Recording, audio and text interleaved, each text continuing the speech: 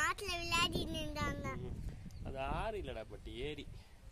ஏரியில விளையாடிட்டு இருந்தாங்க. இப்போ ஏரி தண்ணி அங்கேயே இருக்குதா, ஆனால் ஆறு தண்ணி ஓடிக்கினே இருக்கும். ஆறு தண்ணி ஒரு ஊர்லேருந்து இன்னொரு ஊர் போய் கடைசியாக கடலில் போய் சேர்ந்துடும். ஏய் இங்கே வா. ஏரி பார்க்கும்போது சின்ன பசங்க ஏரியில விளையாடிட்டு இருந்தாங்க. அது ஏரி இல்லை, அதனால அவனுங்க ஏறி விளையாடுறானுங்க. ஏரியில விளையாடிட்டு இருந்தாங்க. நான் பார்த்தேன். அவனுங்களை அடிக்கலாம். ஒரு பையன் அவனுங்கள சுதா மாமா கிட்ட கூட்டமாக அதுக்குள்ள போயிட்டாங்க. ஒரு பையன் அதுக்குள்ள போயிட்டா, இன்னொருத்த அப்படியே ஏரியில நின்னுக்கிட்டு இருந்தான்.